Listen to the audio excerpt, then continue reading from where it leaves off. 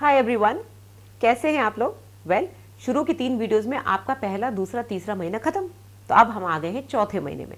तो आपको अच्छा लग रहा है कि नहीं? हम एक कहानी की तरह चल रहे हैं और आपको फील हो रहा होगा कि आपके अंदर जो बच्चा है अब वो कितना बड़ा हो गया है। कुछ लोग रिलेट कर पा रहे होंगे, शायद उन लोगों की डेट वही चल रही होगी जो मैंने आपको बताई है, यानी कि 1 मार्च से 1 मई, 1 मई से 1 जून, 1 जून से 1 जुलाई। ओके, तो अब आपका चौथा महीना लग गया, यानी कि टेक्निकली आप सेकेंड ट्राइमेस्टर में आ गई हैं।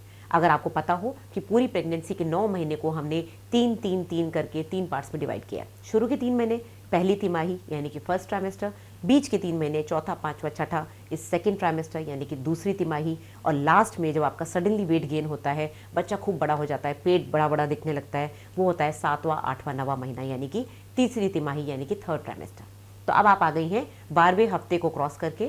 मैंने पिछली बार बताया था हफ्तों में गिनते हैं हम लोग, क्योंकि हम लोग 40 वीक्स की प्रेगनेंसी मानते हैं।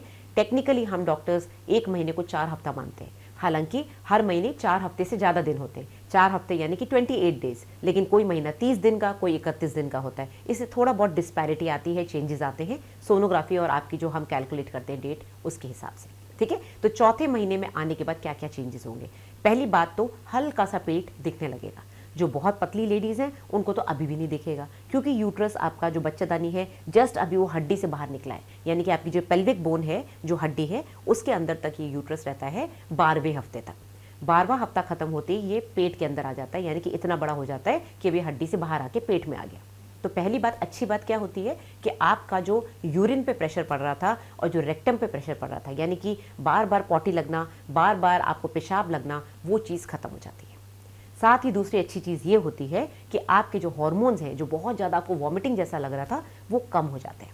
मैंने आपको पिछली वीडियो में बताया था कि जो HCG हार्मोन है वो करीब 8वें 9वें हफ्ते तक खूब ज़्यादा सिक्रीट होता है, और 10वें हफ्ते में प्लासेंटा यानी कि आंवल उसको निकालना शुरू करता है, लेकिन उसके बाद वो धीरे धीरे धीरे धीरे कम होते होते 16वें हफ्ते तक बिल्कुल कम हो जाता है। तो आपकी वॉमिटिंग कम हो गई, आपका यूरिन का प्रेशर कम हो गया, आपका रेक्टम पे प्रेशर यानी कि पॉटी वाला जो प्रॉब्लम है वो थोड़ा कम हो गया।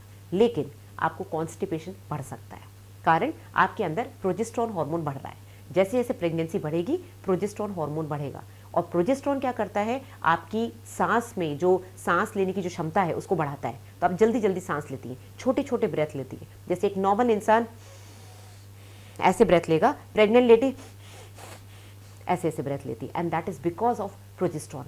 बहुत सी लेडीज़ मुझसे बोलती हैं कि मैडम बात करते करते हाफ जाती हूँ, जरा सा चलती हूँ हाफ जाती हूँ। तो अगर आपका ब्लड प्रेशर नॉर्मल है, आपका वेट सही चल रहा है, बहुत ज़्यादा पैरों में सूजन नहीं है, कोई सांस की तकलीफ नहीं है, यानी कि लंग्स में कोई प्रॉब्लम नहीं है, हार्ट प्रॉब्लम नहीं है, तो फिर अगर आपकी सांस फूल रही है तो वो नॉर्मल है। हर लेडी में अलग अलग टाइप का होता है, and that is only because of hormone progesterone. तो एक प्रॉब्लम जो 4th मंथ में स्टार्ट होती है वो ये है कि आपको कॉन्स्टिपेशन शुरू हो जाता है, क्योंकि आपकी जो आंतें हैं उसमें जो मसल्स हैं, जो मांसपेशियां हैं, वो इतना काम नहीं करती। तो जो आंतों की जो पेरिस्टाल्सिस होती है वो प्रोजेस्टेरोन कम कर देता है। ठीक है, अब बच्चे में क्या चेंजेस आते हैं? बच्चा मैंने आपको बताया था 12वें हफ्ते में सेक्सुअली डेवलप हो जाता है, यानी कि लड़का लड़का दिखता है, लड़की लड़की दिखती है, क्योंकि उसका एक्सटर्नल जेनिटेलिया पूरा बन जाता है।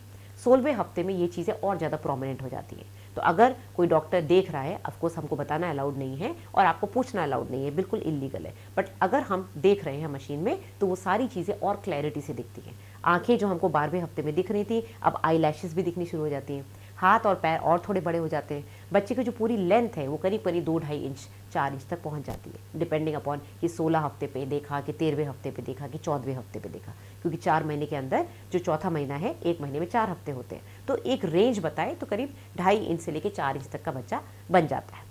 ठीक है, हाथ पैर बहुत क्लियर दिखते हैं। अब बच्चे की लेंथ नापने के लिए हमको उसके सिर से लेके उसके तलुए तक की लेंथ लेनी पड़ती है, इसलिए अब हम अगर बच्चे को मेजर करते हैं तो अब हम उसकी लेंथ नहीं लेते, क्योंकि वो बच्चे के पैर पूरे खुल चुके हैं।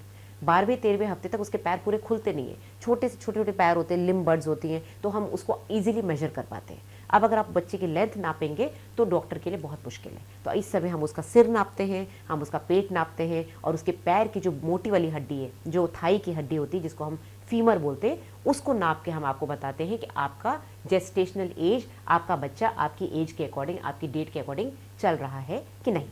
चौथे महीने में जैसे कि मैंने आपको बताया, क्योंकि ये बच्चेदानी हड्डी से निकल के पेट में आ गई है, तो अब हल्का सा पेट आपको बल्ज दिखेगा, स्पेशली जब चौथा महीना खत्म होने लगेगा।